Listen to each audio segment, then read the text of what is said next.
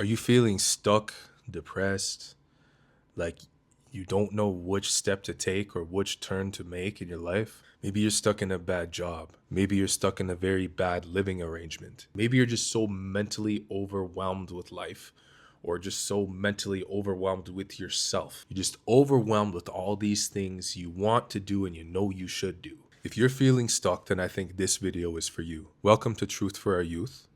My name is Kyle, and I want to talk to you today about the power of persistent prayers. Now, I'm no spiritual guru, I'm no religious leader of any sort. I just want to share my experience with you. Men and women, my age, younger, little older, we grew up in a time where we're in a very unique time where everything is at the touch of our fingertips. We want things to happen quickly. We have all these desires and we want to see outcomes quickly. We spend a lot of time on the internet, on platforms like Instagram, unconsciously comparing ourselves to other people, comparing our progress to other people's progress. Take a minute to stop, appreciate yourself, and appreciate where you are right now. The fact that you are even wanting and considering to better your life or better your circumstance or change something for the better in your life is a good sign. But see, when you realize that you need to make changes for the better, whether it's personal, within, or maybe you need to move, maybe you need to move out of a toxic environment, a toxic relationship, or a toxic job and move into something better and healthier for you, that's going to trigger some mental warfare. That's going to trigger spiritual warfare. Do you think that the devil wants you to make changes that better your life and better the lives of those around you and the ones that you love? Hell no! That, and it's much easier to stay the same. Even though life could suck, it's much more comfortable and comforting to remain the way that you are and in the circumstance that you're in, because that's the norm to you. And changing things brings uncertainty. Our brains don't like uncertainty, but you are a powerful individual. You have more power than you think, and there's power behind praying persistently. See, I'm not just trying to speak to the Christian in this video. I'm trying to speak to all people of all sorts of backgrounds and beliefs, race and religion. So what is praying and how do you pray? So look, I didn't grow up religious.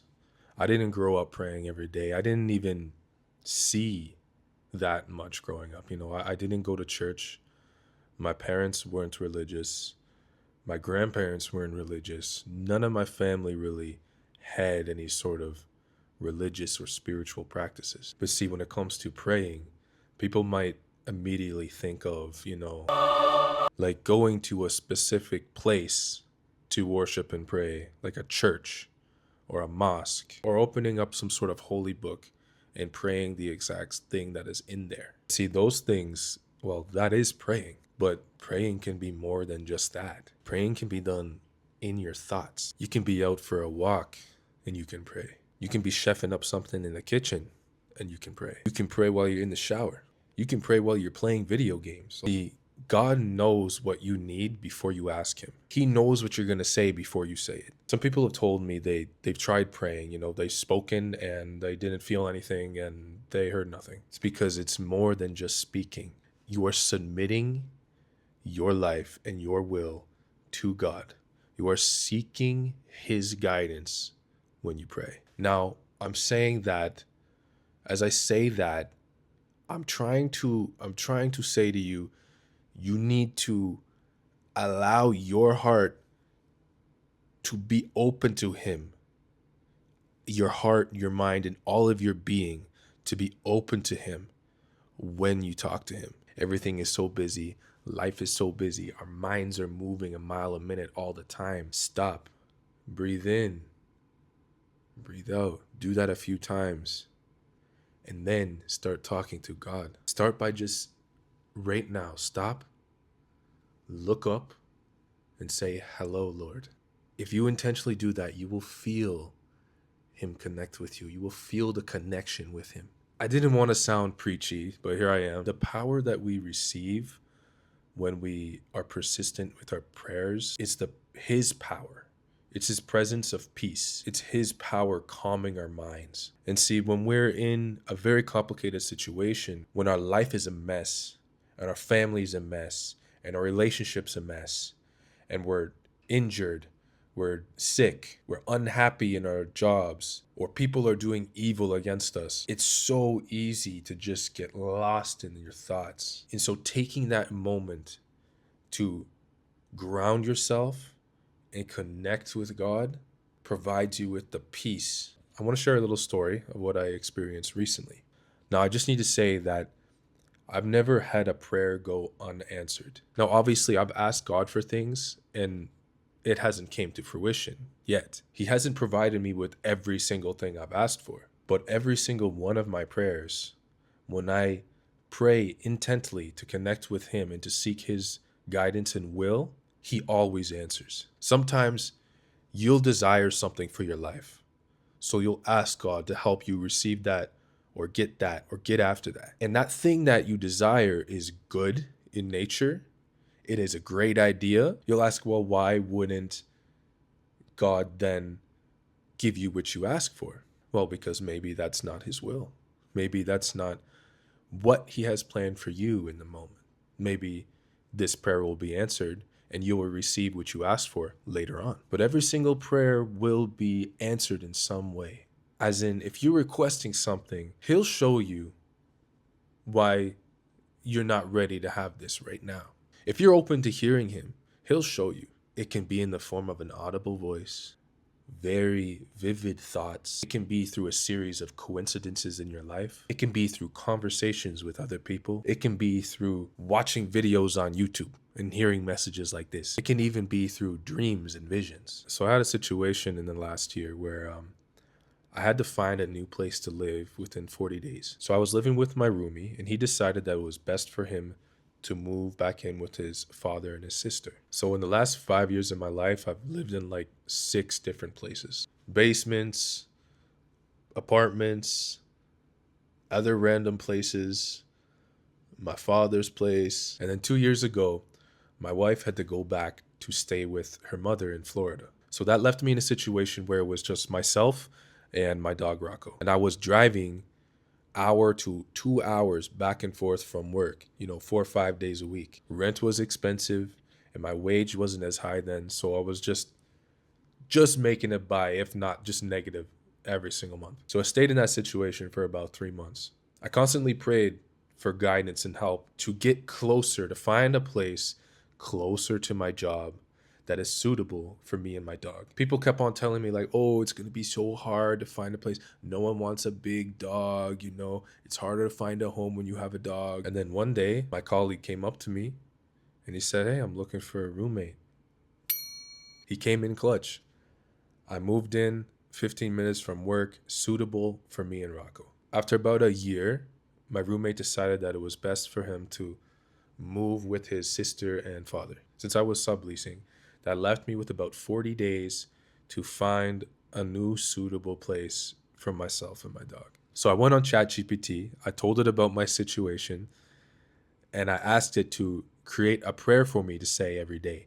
And I said that prayer every single morning before I had my breakfast for 3 weeks. I would say that prayer, I would feel at peace, connect with God, and I just had faith that he would figure it out. He would help me figure it out. I then went on with my day, downloading all these different apps to try to find apartments. I'm messaging people, Facebook Marketplace, this app, realtor.ca. I'm hitting up landlords about basements. They don't want dogs in the house. People are telling me it's very hard to get a dog. You might need to get rid of him. Jesus says that if you have faith the size of a mustard seed, which is a very small seed, then you can move mountains. So on one of my off days, I was going for a drive to the dog park that Rocco loves to go to. On the way there, I stopped at 2 buildings to look at apartments. I'll save the information. They were horrible. Dirty, disgusting, overpriced, roach-infested places.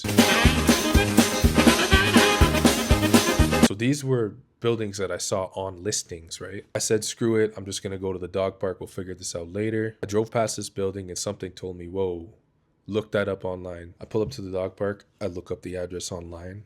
Boom. Bachelor apartments available. I give them a call. They're available to have me come see it right now. Rocco's crying in the backseat. He just wants to get out of the car. Like, sorry, bud, we gotta go back. Turn around, drove around the block, pulled up to the building. The guy was there ready to show it. He showed me it, walked in. As soon as I stepped foot in the place, I knew I was moving into this place. See, I was in a tough situation because I had no money saved for first and last. So it just so happens, right, that the first month is free.